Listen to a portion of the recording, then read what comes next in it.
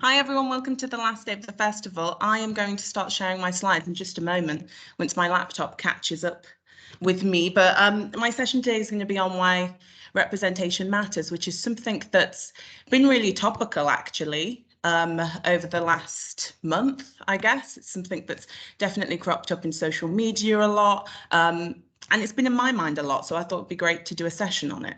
And it actually should link very nicely with the next session after me, which is all about promoting D&I through conversation, because often what I find is that the D&I conversations that I have are often centered around sort of the media. So I don't know, a news story, maybe celebrity gossip that's happening. Maybe there's a new movie or a TV show that somebody in the office is watching, and all of these things often spark sort of D&I topics. It is important to note, so today I'm probably going to focus a bit more on the media side of representation, but representation is quite a big topic. There's loads that you can include in it. So, for example, you could talk about, I don't know, representation in the workplace or something like that, but I've only got 30 minutes, unless you want me here all day. I could go all day and talk about it, but I'll stick to my time. So in this session, what I'm going to delve into is what representation looks like, why it's important, but also hopefully get us to have a little reflection on the way that we respond to representation. I will be looking for people to help me out a little bit, to talk in the chat. Classic Teams, you know, it always wants to not work when you need it to. So I'll be looking at the chat on my phone, but I promise I am engaged. I'm not texting or anything, but that's how I have to see the chat. So my slides are just loading now, as Teams is. It's taking a moment, so I'll just fill the time by talking. Emma, do you want me to share them from my side? That might be nice. Okay, I'm going to do it. Perfect. IT champion on the case there. Let's do a little close. And a little dance while I wait. Okay, here you go. You can take over. It's low down. Oh, fun. So I thought what I would do to start off this session is to talk about myself, which sounds very self-centered. But here is a little picture of baby Emma. This is the only picture I could find on my phone, so I'm not always this grumpy, I promise, but I do quite like my outfit. It's very noughties. But when I was younger, when I was this age, I wanted to be Britney Spears. I wanted the microphone. I wanted to be singing to thousands of people. I wanted the whole fantasy of Britney Spears. And as much as I had that dream of being Britney Spears, I had nothing to bring that dream to life. Everything around me told me, Emma, you're nothing like Britney Spears. You don't look like her. You could never be that girl next door type. And she just can't be your role model. It doesn't make sense. And people around me would definitely tell me that too. Because, you know, people that looked like me on TV, they were loud, they were sassy, they were disruptive. They were more sort of the best friend character, let's say. So that funny girl in the back telling jokes, but they were never the main character. You know, they were never like the cool pop star. And when I really reflect on this, I think it must have had quite an effect on me because, you know, I did a lot to myself and my appearance at that time to make myself look more white, because the idea that was reinforced to me time and time again was nice, kind, caring and beautiful people are white. So if I wanted to be that, I needed to look that way. Now I am very aware that there are many other factors that make me not look or act very different to Beyonce, to Britney. But in my child brain, that was the only difference. Me not being white was the only difference. So I wouldn't go into the sun because I didn't want to get a darker skin tone. I would straighten my hair to oblivion, completely ruin it. I would do this really weird thing where I'd hold my lips so they looked smaller because I didn't want to look like myself. And it wasn't that I was ashamed of being Black. I just, now I reflect, I wasn't proud of it because everything around me told me that I shouldn't be proud of it. And it wasn't something to be proud of. Now, I was just a kid then, and when you're a kid, you just want to fit in. And I'm not like that anymore at the older age of 25. But That's why representation is so important, because it can alter that image that we have of ourselves. And all this can be happening subliminally, subconsciously. We're not even putting thoughts to it, but our minds are making these connections and they're putting these thoughts together, which carries us nice into our topic for today, which is representation. So if I was to give representation a definition, it's how the media deals with and presents different people, social issues and events to an audience. And it's a really powerful tool, as the media has the power to shape an audience knowledge and their understanding of these important topics. And it is a bit of a privilege to see yourself represented in different ways in the media too. The power of the media is because we can't all know everything about everything. We can't have lived every experience that could have ever been lived. So what we do is we watch news, we watch movies, TV, we read books to give us this awareness, to build this awareness of, you know, what is going on in the world and what's my opinion on it and how do I feel about it. But the issue that we have here is that these perceptions that we're being given often are presented as facts, while in reality, they may be more alike to opinions or, you know, very specific experiences that aren't always applicable to everyday life. And this can create misinformation, and this can reinforce common stereotypes. And there are certain stereotypes that pop up in the media time and time again. They're repeated over and over again. For example, here I have female leaders. So leaders, female leaders or CEOs are often in movies seen as mean, they're seen as bossy, they're seen as career-driven to the point that they've destroyed their lives. And I'd like to say this is nothing on Devil's Wears Prada, because I love that movie. I love Meryl Streep and I love Stanley Tucci. But that's one of those stereotypes that we see time and time again. In terms of another stereotype that comes up really often is, you know, how mental health conditions are represented in the media. And this is something that Magda touched on Wednesday.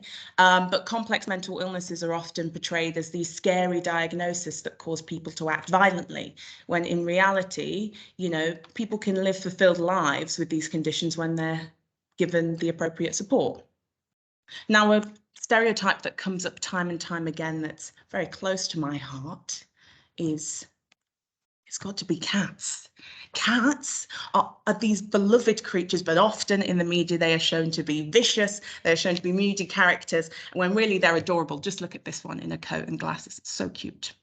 But I do joke, but stereotypical themes can have a really big effect on the representation that we have of particular identities, and etc., because we look at the media often to show us lives that we've never lived or dreams that we want to create.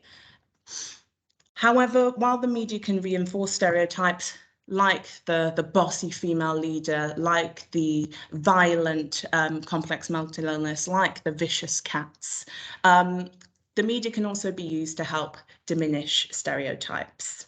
Now, I have a video here that is super, super cute. It's by EasyJet. And they launched this adorable video to try and raise awareness that anyone can be a pilot. Now, fingers crossed that all this works, because IT issues seem to be my best friend.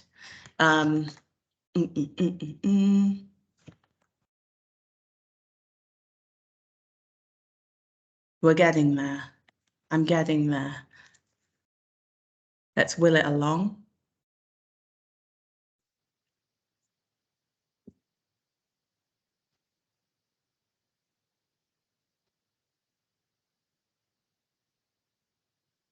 I'm now sharing. It's the wrong window. Emma, do you want me to share? I'm sharing my screen, am I correct? That now. Yeah.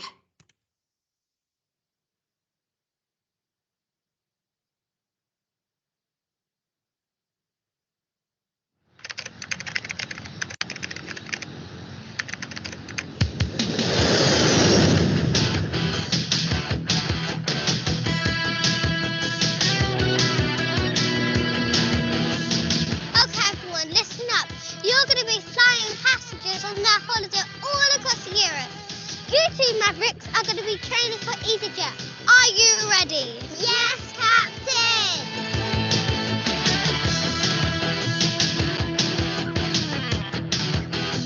Easy 2410. What's your position? I'm sitting down and about to use the ham and cheese toasting. Easy 2410. Clear to land. Another perfect flight. Congratulations. Now get your butt back to base. Easy 2410. Requesting a celebratory fly past. Negative. We have 200 passengers. We need to get to Malaga before cocktail hour.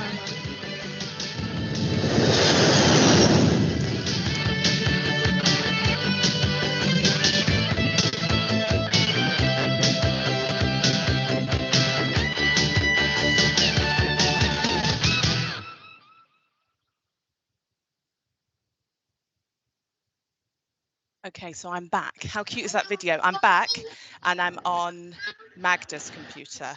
So bear with me a second while I do a little bit of IT.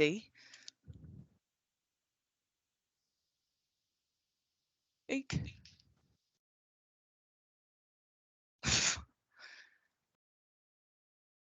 We're having a great time over here with the IT issues.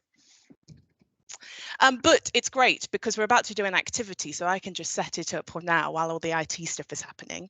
But that video is really, really adorable. And I'll be honest, I watched it at a conference a couple of months ago and had no idea that loads of pilots are seen as men in films, maybe because I'm not in the pilot world. So I don't know, maybe in the pilot world you hear about all of these things. But I thought it was a really, really cute video and really, really clever. We're going to do a little activity. I want us to think about ourselves because that's always fun. So type in the chat box, who would play you? If there was a movie made about your life, who would you want to play you? And type it in the chat box for me. This might be a bit hard for some people to think about, but really delve deep. If you wanted a movie about your life, who would you pick to be the person that represents you in that movie? Cedric straight there, Denzel Washington. Actually, I'll tell my story about Denzel Washington whilst I'm waiting for people to come in. When I went to school, a mum of one of the kids loved Denzel Washington so much. She had two boys. She called one Denzel, the other one Washington. Isn't that hilarious? It was so funny. So Madeline has Emma Stone, which she does look pretty like Emma Stone. They have the same hair color. Oh, I don't know who Lena Horne is. I need to get on this. Isla Fisher, Eva Longoria. Oh, I love Eva Longoria. Good choice, Sandra. Nicola Walker and Maggie Smith for my older years. Claire, you're not as old as Maggie Smith. That's ridiculous. Well, for my answer, thanks for sharing, everyone. And I'm going to see them as they come through. I love these. My answer would be Rihanna. She's been in a couple of films. I know she's a singer, but she's been in a couple of films. And we're both from the Caribbean, so I feel like that makes sense. And she's really cool, so I would look really, really cool. That's what I hope. Now, I don't know what everyone looks like on the call or in the comments. Oh, thanks for putting that in, Chantel. I've not seen her before. I've not seen Lena before. But thanks for putting in that GIF. I don't know what you all look like, but I could probably guess that you've picked someone to play you in your movie that looks quite a bit like you. And it's weird when we do this question and we pick someone that looks like us, because in reality, it doesn't even matter. Anyone could play you. You're just directing your own movie about your own life. You could have superpowers if you wanted to. Who cares? It's your story. But we pick someone we think they'll be the most believable to play me, the most plausible, which shows that, we all have certain aspects of ourselves that we deem core to representing us. And it's quite nice to see that represented in the media, I would hope. Here's a question, just to muse over in your brain, I guess. How do you respond when you see someone that you can relate to, someone that looks like you on TV that carries the core aspects that you deem that you have of yourself? I think it feels pretty good to see someone that looks like me on telly. And I thought I'd use quite a recent example of this to show this in practice, I guess. So I don't know if people have seen, but there is a new Little Mermaid film. And there's a teaser that's come out for it. It came out this month. And the world's kind of gone a bit adorable, but also a little bit wild. They There's been many different reactions to it. I didn't expect a teaser to have such a reaction, and I also didn't expect Disney to have another live action movie coming out, but we've been blessed. So the response in my head, I thought would just be positive or neutral, but there are some, I'm just going to call them losers, that have kind of ruined the excitement for us.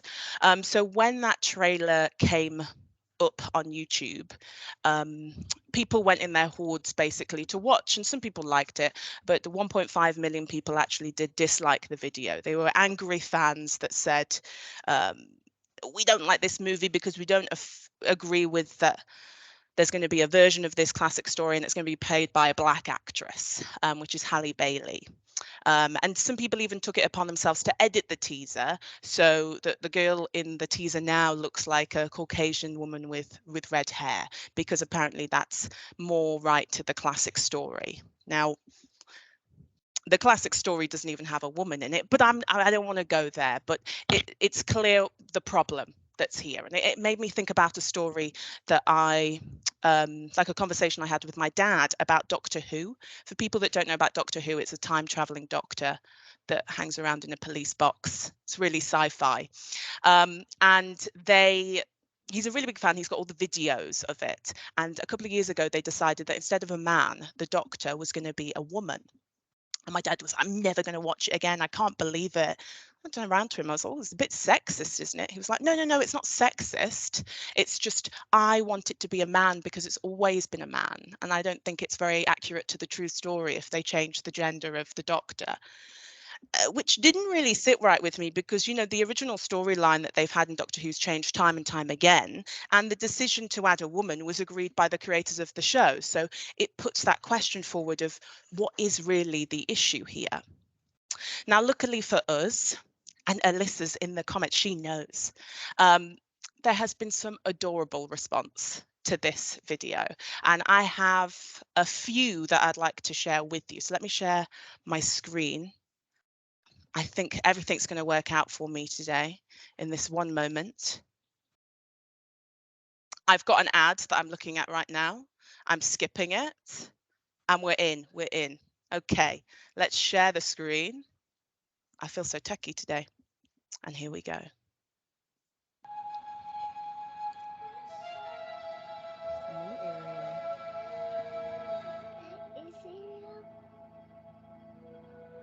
Is her as the real her?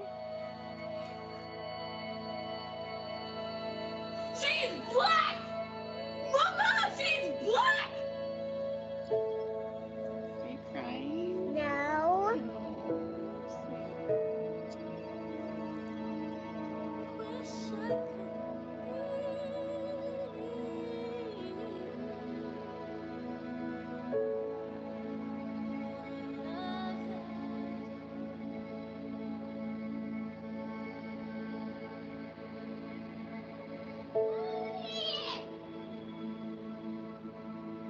I think she's brown. Brown area. Brown area is cute. How adorable is that? How cute. I kind of wish that I was a little kid right now when that movie was coming out, because I didn't really have a Disney princess that I could look up to when I was little, but I would have loved to have a little brown Ariel to look up to. But all of this is to talk about how challenging and reflecting on how we respond to things in the media is key in order to not let ourselves get negatively fixed on negative things when actually these things like representation can have a really positive impact. Now, times are changing and having a more open and flexible mindset is only a benefit in today's world. Now, I thought it was important to talk about reflecting on that. I thought it was really important to talk about how it feels to be that representative, how it feels to be that one in many people that have made it and have achieved it. And the first person I thought of in my head was Serena Williams. She is famous for revolutionizing women's tennis. She's won more Grand Slam singles titles than any other man or woman. And she is truly, truly inspiring. And she's shown others that their dreams can come true. Dreams that seemed wild and unrealistic are actually more of a reality than they ever knew. And she's also a big inspiration for me because she's best friends with Beyonce, and I would really love to be best friends with Beyonce. And while that's really wonderful, Serena's story, it is important to remember that this being that representative comes with a huge amount of responsibility, and often these representatives are critiqued more harshly by some due to this. Now, in some cases, this criticism may be fair, but often it's overcritical, and it's way too frequent. So I don't know if anyone remembers, but a couple of years ago, Serena called, or maybe it was last year, I can't remember, but Serena called an umpire a thief, which somehow warranted this sort of racist cartoon to come out by her and be sort of circulated in the media. So one action creates a sort of racial cartoon. It all seems a bit odd to me. And I'm going to get rid of this picture because I don't really like looking at it.